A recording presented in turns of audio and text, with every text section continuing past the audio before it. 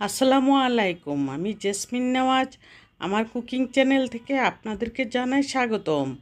আজকে আমি নিয়ে আসলাম আমার রেসিপিতে সরপুঁটি মাছ দিয়ে, শিম দিয়ে, টমেটো দিয়ে এত মজাদার খাওয়া না দিয়ে কি পারি? আপনাদের সামনে তুলে না ধরলে তো আমার রান্নাটাই ব্যর্থ হয়ে যাবে। সেই চিন্তা করে আপনাদের সামনে এ টু জেড তুলে ধরবো।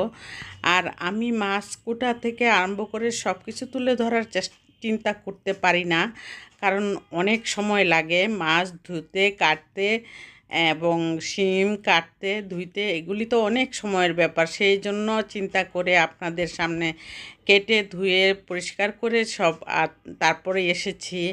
এখানে মাছগুলি ফ্রাই করে নিয়েছি। মাছগুলি ফ্রাই করতে খুবই মচমচে করে ফ্রাই করব, কারণ সরপুঁটি মাছটা এতই টাটকা ছিল যে মাছটা ফ্রাই প্যানে এক ফোঁটাও লাগেনি। আর ফ্রাই প্যানটাও খুব গরম ছিল, সেজন্য হয়তো তাই হয়েছে। আর এই সুন্দর মাছটা ভেজে তারপর আমি আরেকটা ফ্রাই প্যানে শিমগুলি ভেজে নিচ্ছি। একটু হলুদের গুঁড়া দিয়েছি আর একটু লবণ দিয়ে একটু তেল দিয়ে তারপরে ভেজে নিচ্ছি। ভেজে নিলে তরকারিটা খুবই আরামে খাওয়া যায়, খুব সুন্দর সফট হয়ে যায়। আর মাছের সাথে তরকারি যদি ভেজে নেওয়া হয় তাহলে তো তরকারির কালারটাও সুন্দর আসে, দেখতেও ভালো লাগে। সেই চিন্তা করে আমি আজকে শিমটা এভাবে ভেজে নিলাম। ভেজে নেওয়ার সাথে সাথে আপনাদের কাছে আমার একটাই অনুরোধ থাকবে, আপনারা ফুল ওয়াচ করে দিবেন।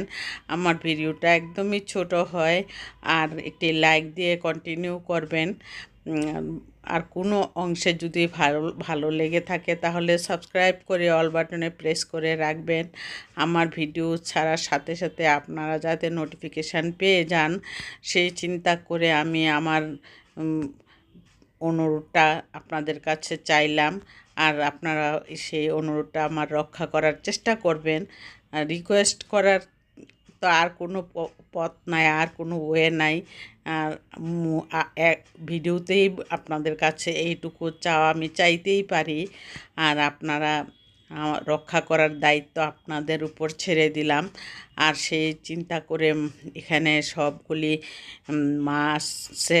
সবগুলি মশলা দিয়ে আমি কষিয়ে, শিমটা দিয়ে, তারপর মাছটা দিয়ে, টমেটো দিয়ে, তারপর কষানোর পরে আমি একটু পানি দিয়ে দিয়েছি। ওইটুকু পানির থেকেও আরেকটু পানি দিতে হবে, না হয় বেশি শুকিয়ে যাবে। বেশি শুকিয়ে গেলে আবার তরকারিটা ভালো লাগবে না। সেই জন্য আর একটু পানি দিয়ে আমি একদম সিদ্ধ হওয়ার আগ পর্যন্ত পানিটা টেনে আসবে, তখনই তরকারিটা খেতেও ভাল লাগবে, সুন্দর লাগবে। আর খেতে অনেক সুস্বাদুও লাগবে। আর সেই জন্য দেখুন কত সুন্দর করে ভালোভাবে জাল করার পরে নামিয়ে নিলাম। আমি নামিয়ে নর্মাল হওয়ার পর খাওয়ার জন্য সার্ভিং ডিশে আমি রেখে দিলাম। রেখে আমি টেবিলে নিয়ে যাব। দেখুন কালারটা কত সুন্দর এসেছে, ঝোলটা কিন্তু টেনেই নিয়েছে। আর এই সরপুঁটি মাছ দিয়ে শিম, বেগুন সব কিছু কিন্তু মজা হয় যদি মাছটা টাটকা হয় তাহলে। আর আপনাদের কাছ থেকে আজকে এই পর্যন্তই আমি ভিডিওটা দেখানোর চিন্তা করলাম।